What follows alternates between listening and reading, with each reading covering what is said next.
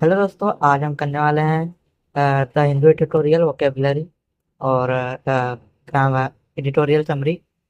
तो चलिए दोस्तों, आज का पहला वर्ड है कनंड्रम। कनंड्रम को एक नाउन होता है और conundrum part of speech noun है। इसका मीनिंग होता है a confusing and difficult difficult problem. इसका कनंड्रम का हिंदी मीनिंग होता है पहेली, कठिन समस्या, दुविधा। इसके सिनोनिम्स है डायलेमा, पजल, क्वांड्री। ये दोस्तों बहुत इंपॉर्टेंट है क्वांट्री, कई बार क्वेश्चन पूछा जाता है क्वांट्री एग्जाम में। एंटोनिम से इसके सॉल्यूशन, आंसर, सर्टिनिटी। ये दोस्तों जैसे यहाँ ग्राफिक दिया हुआ है इमेज में कि इकोनॉमिक ग्रोथ और इन्वायरमेंटल प्रोटेक्शन के बीच में वो कंफ्यूजन है, उलझन में है। यहाँ पे सेंटेंस है finding a balance between economic growth and environmental protection is major major conundrum. इसको याद करने मेमोरी ट्रिक है। कन से याद कर सकते हैं विथ, और ड्रम से याद कर सकते हैं अ ड्रम ऑफ प्रॉब्लम। तो इसको बोल सकते हैं imagine a drum full of confusing problem. चलिए दोस्तों, अगला वर्ड है प्रूडेंट। प्रूडेंट एक दोस्तों एडजेक्टिव है, पार्ट ऑफ स्पीच इसका एडजेक्टिव है। इसका मीनिंग है इंग्लिश में wise and careful in making decision, और हिंदी मीनिंग है विवेकपूर्ण, समझदारीपूर्ण। इसके सिनोनिम्स है वाइस, सेंसिबल, जुडिशियस। और इसके एंटोनिम्स है केयरलेस, फुलिश, रेकलेस। इसको याद करने की ट्रिक है prudent people prudent people plan today for a better tomorrow. इसका सेंटेंस है एग्जाम्पल है सेंटेंस एग्जाम्पल है it is prudent to save money for emergency. ये समझदारी, इमरजेंसी के लिए पैसे बचाना एक समझदारी है। अगला वर्ड है एज। एज दोस्तों एक पार्ट ऑफ स्पीच इसका नाउन है, और इसका मीनिंग होता है एन एडवांटेज ओवर अदर्स, किसी और के ऊपर फायदा। जैसे बढ़त, लाभ, श्रेष्ठता।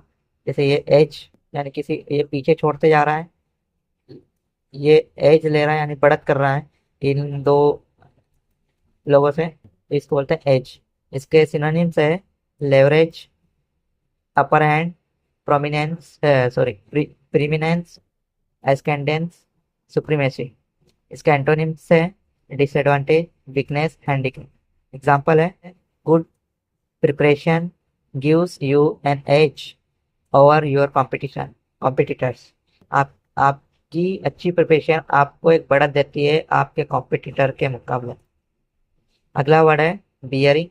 बियरिंग दोस्तों एक, यहाँ पे एक जीरंट है। अगर बियर देखे तो ये एक वर्ब है और आईएनजी लग गया तो ये जीरंट बन गया। जीरंट जो एक नाउन होता है, ये नाउन है, इसका पार्ट ऑफ स्पीच नाउन है, और इसका मतलब होता है अ डायरेक्शन और पोजीशन, सपोर्ट और एबिलिटी टू इंड्योर। इसका हिंदी मीनिंग होता है दिशा, अभिमुख, मुख, वहन करने की क्षमता और सहनशीलता। ये इंपॉर्टेंट है, सहनशीलता से हम याद कर सकते हैं बियरिंग। इसका सिनोनिम्स है orientation, heading, alignment, positioning, azimuth. ये इंपॉर्टेंट वर्ड है, कई बार एग्जाम में आता है एजीमुथ। एजीमुथ का मतलब ये बियरिंग या सहनशीलता। इसका एंटोनिम्स है मिस अलाइनमेंट,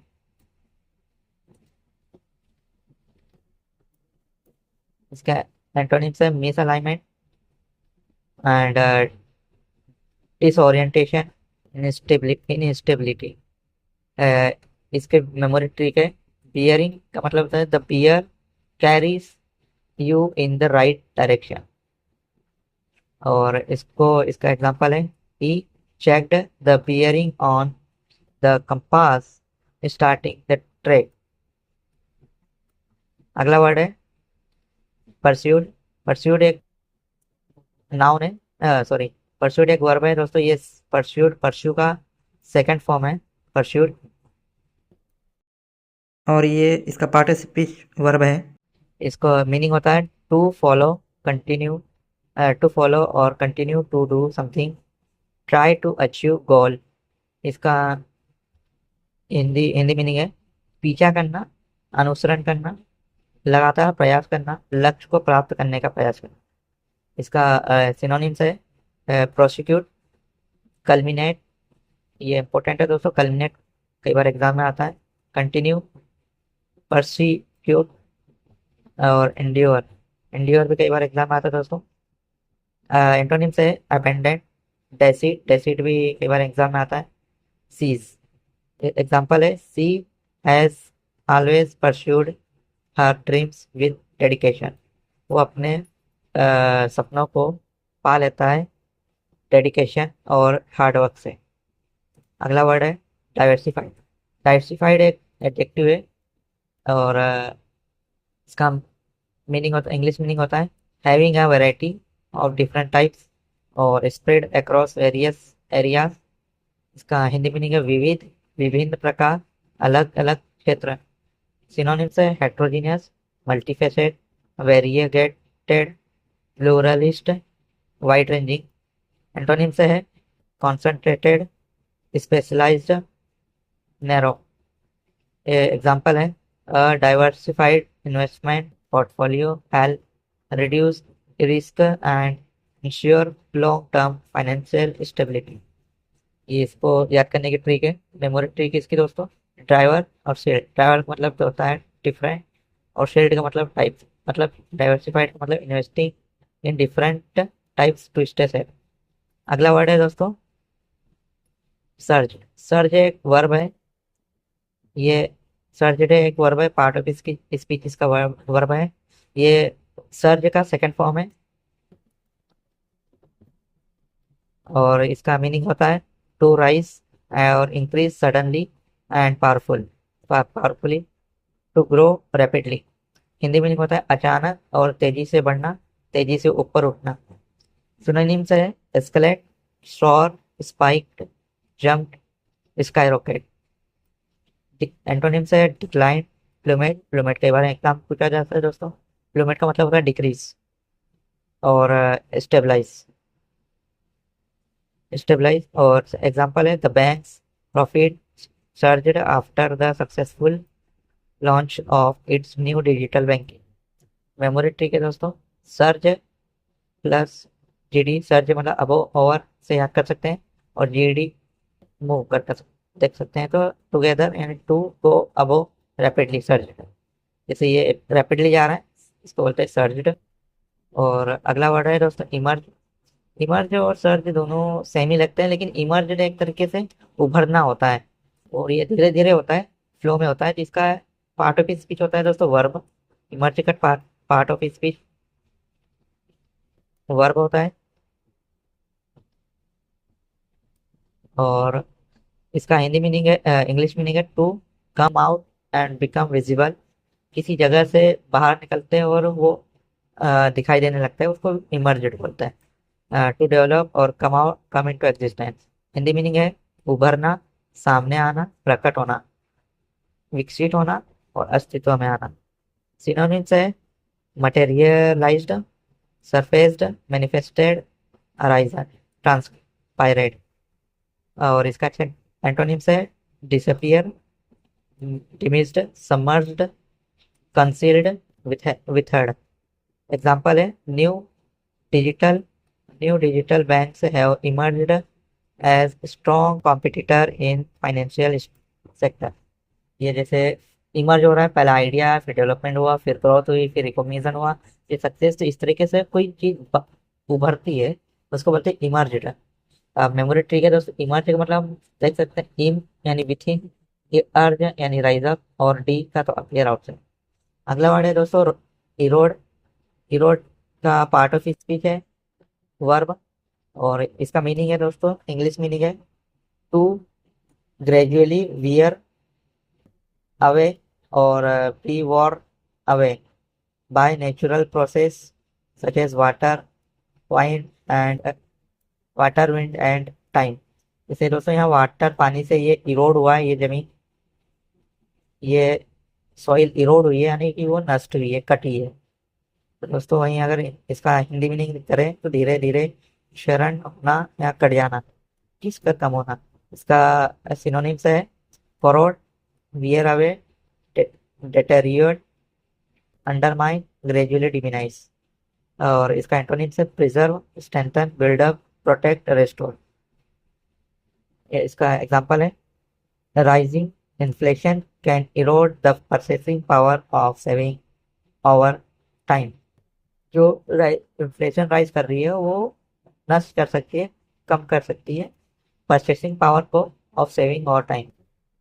अगला वर्ड है दोस्तों, अगला वर्ड है क्रेडिबिलिटी। क्रेडिबिलिटी एक नाउन है, पार्ट ऑफ स्पीच इसका नाउन है, और इसका मीनिंग है the quality of being trusted, believed in, ability to consider, reliable and honest. और इसका हिंदी मीनिंग है विश्वसनीयता, विश्वास, विश्वसनीयता, भरोसे के योग्य होना, किसी की बातों या कार्यों पर विश्वास किया जाना। इसका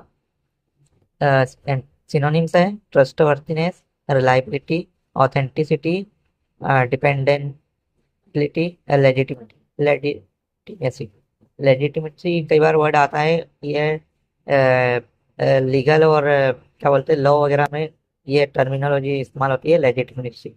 क्रेडिबिलिटी एंटोनिम्स है इसके doubtfulness, unreliable, distrust, scepticism. Scepticism का भी डाउटफुलनेस ही सिनोनिम्स होगा, डिसक्रेडिट। एग्जांपल है, a bank's credibility depends on its transparency.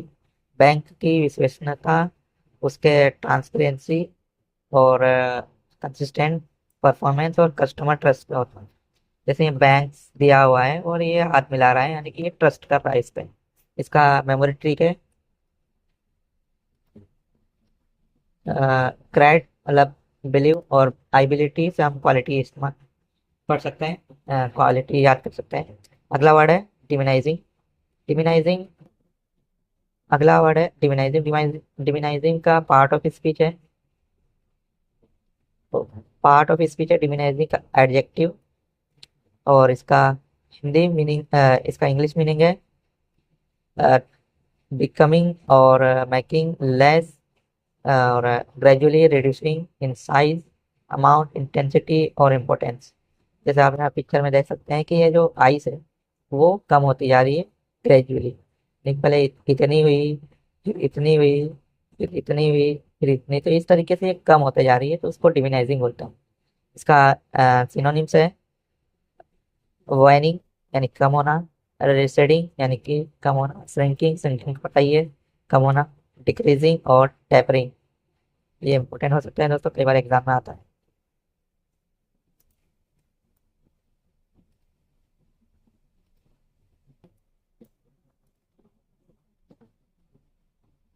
अगला इसके एंटोनिम्स है डिक्रीजिंग, सॉरी, एंटोनिम्स है increasing, growing, expanding, intensifying, augmenting.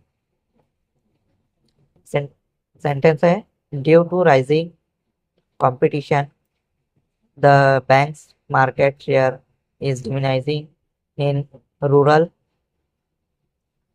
sec in the rural sector।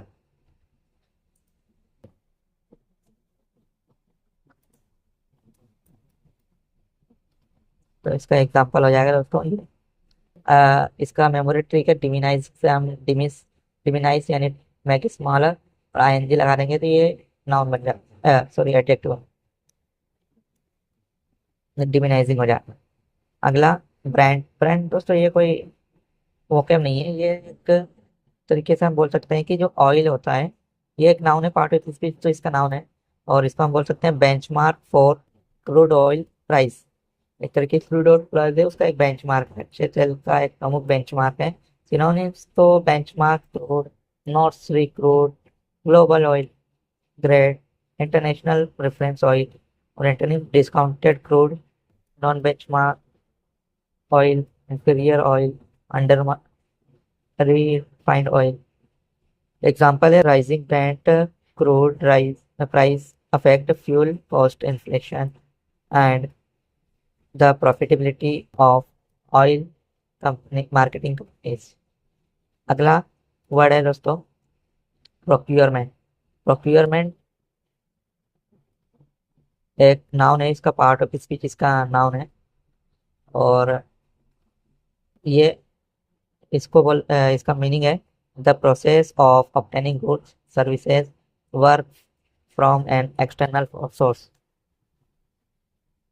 इसका हिंदी मीनिंग है किसी वस्तु इसका हिंदी मीनिंग है किसी वस्तु, सेवा, कार्य को बाहरी स्रोतों से प्राप्त करने की प्रक्रिया को प्रोक्योरमेंट कहते हैं। इसका सिनोनिम्स है acquisition, sourcing, obtainment, purchase, supply, acquisition. Antonyms है disposal, disbursement, sale, alienation, dis divestment. और इसका एग्जांपल है effective procurement, ensure quality goods at the best price, reducing cost of making cost for the banks. इसको memory trick है pro, forward, cure, get और band process. अगला word है और लुक दोस्तों। इसका और लुक तो इसका पार्ट ऑफ स्पीच नाउन है, वर्ब है। और लुक का पार्ट ऑफ स्पीच वर्ब है। इसका मीनिंग होता है fail to notice mean something, fail to observe और कंसिडर समथिंग, यानी इसको डायरेक्ट इग्नोर से कर सकते हैं। और लुक का हिंदी मीनिंग है किसी बात, गलती या महत्वपूर्ण जानकारी को अनदेखा करना। तो सिनोनिम्स है neglect, miss, disregard, ignore, pass over. इसका एंटोनिम्स है notice, observe, consider, detect, recognise. इसका एग्जांपल है bank manager overlooked a small error in the document जो कि which later caused big loss। overlook को मेमोरी ट्रिक है overlook, you look over something, it get missed, so overlook यानी ignore, miss। अगला अगला word है autonomy. Autonomy का part of speech noun है और इसका मीनिंग होता है द राइट और condition of self government, freedom to make independent decision. Hindi meaning है शासन का अधिकार, स्थिति, स्वतंत्र रूप से निर्णय लेने की स्वतंत्रता। इसका सिनोनिम्स है इंडिपेंडेंस, सेल्फ गवर्नेंस, सोवेरेनिटी, फ्रीडम और डिस्क्रिशन। इसका एंटोनिम्स है डिपेंडेंस, सबऑर्डिनेशन, कंट्रोल, डोमिनेशन, सबजुगेशन। इसका एग्जांपल है the reserve bank of India enjoys autonomy to formulate monetary policy without government interference। इसका मेमोरी ट्रिक है ऑटोनॉमी। ऑटो से हम मीनिंग सेल्फ निकाल सकते हैं, नॉमी से मतलब किसी भी रूल्स, नॉर्म्स वगैरह से निकाल सकते हैं। ऑटोनॉमी सेल्फ रूल्स बोल सकते हैं। अगला अगला दोस्तों, अब ये वर्ड्स खत्म हो गए। अगला हो गया एडियम फ्रेजेस। तो हम एडियम देखेंगे। At someone's expense. इसका मीनिंग होता है in a way that cause harm और loss to someone else. Hindi meaning है किसी की कीमत और किसी के नुकसान पर। यानी किसे जैसे बोलते हैं कि जो जैसे पिक्चर में बोलते हैं ना कि तुमने ये बिल्डिंग गरीबों के कीमत पे बनाई है, गरीबों के नुकसान पे बनाई है। तो वैसे ही अगर एट समवन एक्सपेंस का मीनिंग होगा एट समवन एक्सपेंस, यानी किसी की कीमत पर। टेक्स्ट एग्जांपल है give China an edge to internationalise its currency at India's expense. Give someone अगला इडियम है गिव समवन एन एज। इसका मीनिंग होता है give someone an advantage over competitor, यानी कि बहुत बढ़त या फायदा देना, किसी को इम्पोर्टेंस से किसी को किसी चीज के लिए फायदा देना। इसका टेक्स्ट है एग्जांपल है its yuan based payment China payment give China an edge. इसकी मेमोरी ट्रिक हम देख सकते हैं कि एज का मतलब extra step, that puts you ahead of others. अगला वर्ड है, अगला इडियम है strike and balance, to find a compromise between two different things. इसका मीनिंग होता है, हिंदी मीनिंग होता है संतुलन बनाना।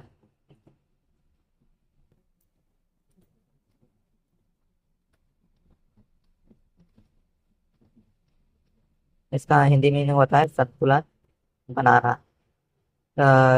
सेंटेंस है India must strike a balance between having long term stable contract and selectively using the spot market. Balance, इसका memory trick है balance which means equal on both, दोनों पे इक्वल। अगला है फ्रेज है, अगला दोस्तों फ्रेज है, फ्रेजर वर्ब है।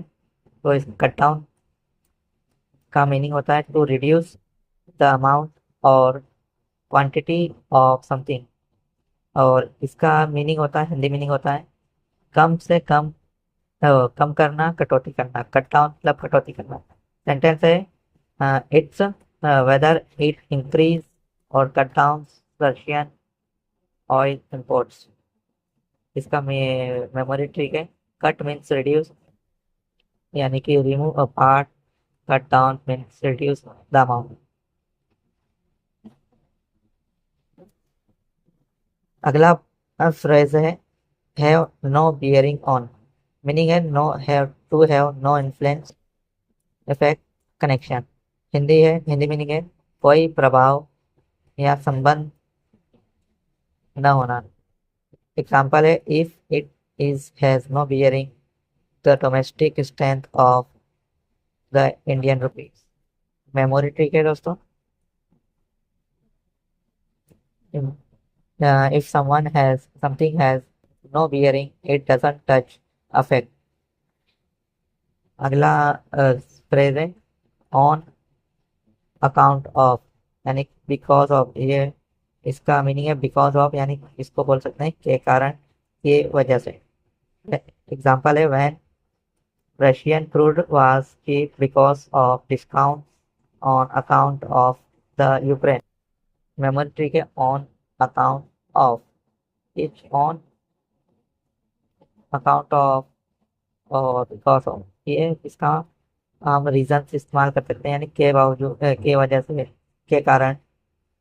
अ, तो दोस्तों ये पूरा एक वोकेब और एडियम फ्रेजेस हो गए, और ये हमारा एडिटोरियल है oil conundrum.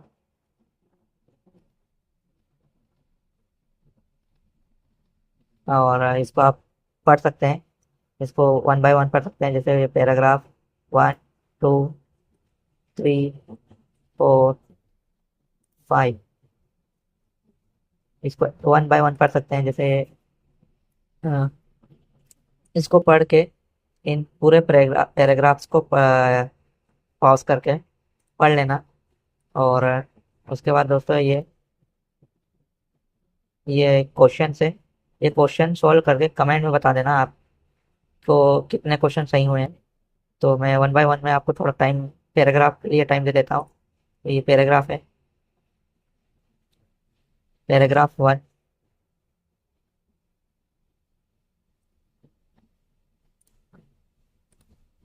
Paragraph 2, paragraph 3,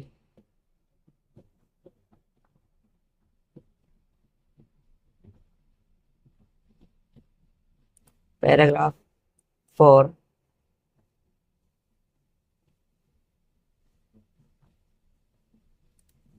paragraph 5।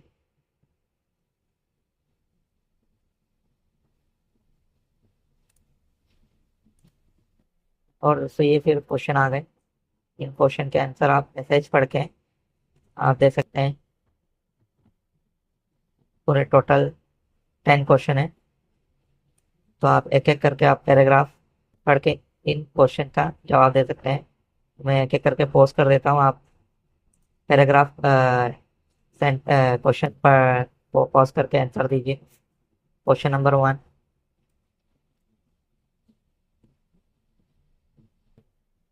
Question number 2,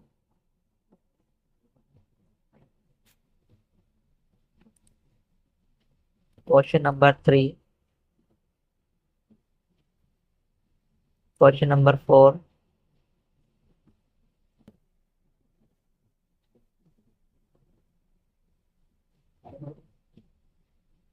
question number 5,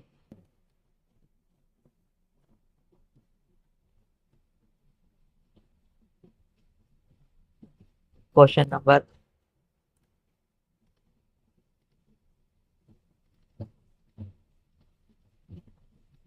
6,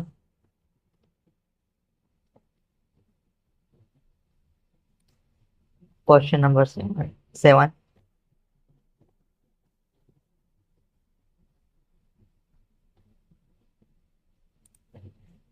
question number 8,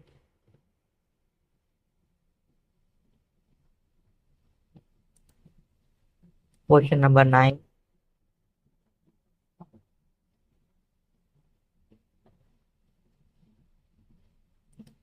question number 10,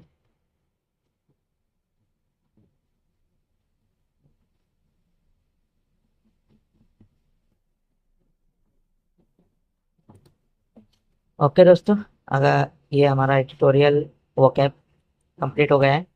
अगर आपको कोई डाउट है और अगर वीडियो अच्छा लगा तो आप एजू जर्नी को सब्सक्राइब कर सकते हैं। हम ऐसा ही द हिंदू एडिटोरियल वोकैब और इडियम फ्रेजेस लाते रहेंगे डेली। और अगर इस वीडियो की सॉरी इस पीडीएफ ये पीडीएफ को मैं टेलीग्राम पे शेयर कर दूंगा, तो आप टेलीग्राम की लिंक का मैं डिस्क्रिप्शन में है, वहाँ से आप टेलीग्राम ज्वाइन कर सकते हैं। एजू जर्नी टेलीग्राम आप ज्वाइन कर सकते हैं, डिस्क्रिप्शन में लिंक है। और आप सोशल मीडिया फॉलो कर सकते हैं। ये सोशल मीडिया हैंडल है स्मार्ट बैंकिंग प्रैप, और एजू जर्नी चैनल का नाम है, आप सब्सक्राइब कर सकते हैं। तो थैंक यू दोस्तों, बहुत बहुत धन्यवाद आपका यहाँ तक बने रहने के लिए।